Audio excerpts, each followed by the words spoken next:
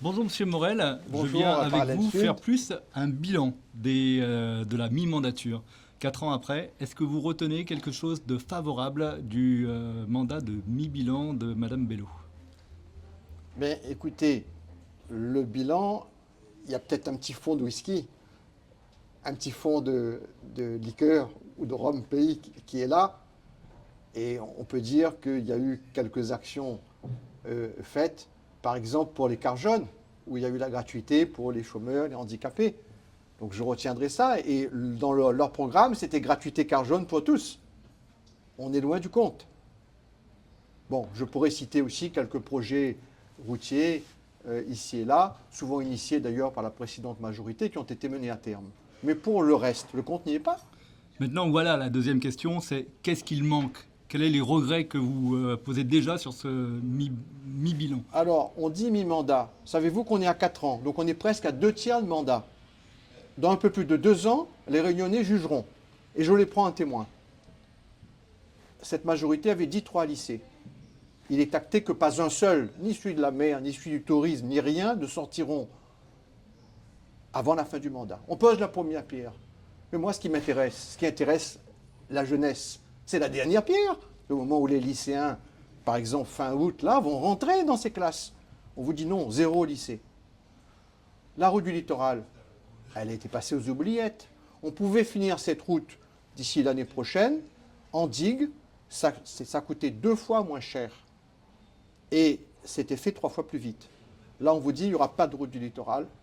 Il faut faire un autre mandat, un vote pour nous en 2028, sous-entendu. Donc c'est une erreur historique, sachant que le danger est toujours omniprésent. Il pèse sur la tête des 50 000 automobilistes qui passent chaque jour sur la partie Grande Chaloupe, la précession.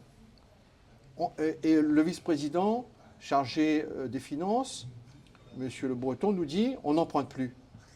Mais c'est bien ça le problème. C'est que si vous n'empruntez plus, c'est qu'il n'y a plus de projet. Puisque comme un particulier, la région, quand elle a des grands projets, elle doit emprunter. Et il y a des taux généralement qui sont bas. Donc il n'y a pas de grands projets. Et si vous regardez, je donne un autre exemple, sur les entreprises et le pouvoir d'achat des ménages. Le pouvoir d'achat des ménages, quelques euros sur la bouteille de gaz. On dit à la cantine, on a aidé. Souvent, ce sont les communes qui ont mis la cantine à 1 euro. Bien. Et qu'est-ce que la région, qui a la compétence, on vous dit les caisses sont pleines, qu'est-ce qu'on fait pour aider les familles réunionnaises en termes de coût de la vie? Est-ce qu'on met la TVA à taux zéro en demandant à l'État et l'octroi de mer qui dépend de nous? On a fait plus 4 millions d'euros d'octroi de mer. Qu'est-ce qui nous empêche d'élargir le taux zéro d'octroi de mer sur plus de produits pour les familles réunionnaises quand elles vont faire leurs courses le samedi? On ne le fait pas. Maintenant, J'ajoute, et je finis sur oui. les entreprises, simplement, c'est la catastrophe. Savez-vous que le BTP a perdu 2000 emplois en un an? Les entreprises réunionnaises, on voit les liquidations judiciaires flambent. La région Réunion, qui a la compétence économique, n'en a cure. Donc je crois que c'est 4 ans pourquoi? Mais c'est 4 ans pour rien. Maintenant, je vais vous demander un mandat tout simplement politique. Il y avait des forces en présence en 2021. Il y avait une alliance du côté de la majorité, mais je ne vais pas vous demander de commenter cette alliance-là, je vais vous demander de commenter plutôt l'état de l'opposition. Que reste-t-il aujourd'hui de cette liste de droite qui était à l'époque menée par Didier Robert? Qu'en est-il aujourd'hui de la droite? Comment se positionne-t-elle? Est-elle fracturée? Je ne dirais pas fracturé, mais je dirais, vous savez, l'opposition, c'est difficile. Moi, je suis un bretteur, je suis un combattant, je ne lâche jamais, quand bien même serais-je le dernier à être dans cet hémicycle, je serai présent. Mais c'est compliqué parce que regardez, Monsieur Le Breton qui était très, très agacé quand j'intervenais parce qu'il ne supporte pas qu'il y ait une voix divergente de la sienne, et vous en êtes témoin. Et puis j'interviens une fois, ils sont 6 ou 7 à vous répliquer. Donc c'est vrai que c'est compliqué. Donc je ne suis pas là pour juger les collègues. Certains ont des excuses légitimes. Je pense à mon collègue Picardo qui est retenu à la Chambre des métiers aujourd'hui. Donc il y a des gens, il y a des collègues qui sont je dirais, qui ont un motif d'absence. Mhm. Et puis je constate que par exemple, même dans le groupe qui n'est pas le nôtre, je pense à Lagourgue et Vergoz, ils se sont abstenus un peu comme nous. Donc l'opposition, eh bien, elle est présente au moins par ma voix. Les collègues qui ne s'expriment pas sont quand même solidaires en s'abstenant sur des choses essentielles, parce qu'il y a également quelques dossiers qui sont votés et c'est bien normal.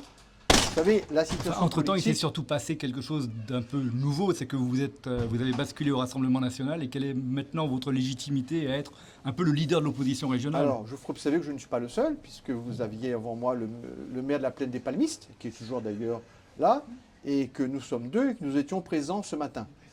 Il y a plus de 200 000 Réunionnais qui ont voté Marine Le Pen à la dernière présidentielle, et ils ne devraient pas être représentés. Il y a énormément de Réunionnais qui sont pauvres, et le RN est leur principal avocat, et on ne devrait pas être là. Donc, bien sûr que c'est une opposition d'hiver-droite, et pour les municipales l'année prochaine, ben, il y aura des communes où on sera d'hiver-droite, il y aura des alliances, mais je ne considère pas que... Vous pensez qu'il va y avoir des alliances avec la droite diverse et le Rassemblement national? mais j'en suis persuadé. Et autrement, je dirais... Dès le premier tour. Mais c'est la volonté des électeurs. Comme dans certaines communes dès le premier tour, et dans certaines communes entre les deux tours. Puisqu'aujourd'hui, la vieille droite, je le dis un peu méchamment, elle a disparu. Mais regardez au second tour des législatives, le Rassemblement national, le RN est partout. Ça ne veut pas dire qu'on va conquérir une foultitude de communes, mais si on peut peut-être en avoir une deuxième et avoir des conseillers municipaux et parler, oui. Hein, moi, je préfère qu'une commune soit à droite, même si c'est cette vieille droite qui, à bien des égards, est restée complètement silencieuse pendant des années. Hein. Je vous noterai d'ailleurs qu'un certain nombre de maires de droite ne cautionnent pas, en tout cas, sont très prudents vis-à-vis de ce que le président du Conseil général propose, qui est un parti macroniste en fait, Nouvelle Ère. Et moi, je ne suis pas Macron. Beaucoup de Réunionnais ne sont pas Macron. Donc j'invite effectivement, et je profite de l'occasion qui m'est donnée, les collègues qui sont de centre droit, de droite, à m'appeler. Et on échafaude ainsi des projets communs, notamment sur les communes qui sont à gauche. Et puis vous savez, au-delà, ce qui est important, c'est quoi? C'est de voir ce qui nous rassemble. Ce qui nous rassemble, c'est surtout préserver l'avenir de la Réunion.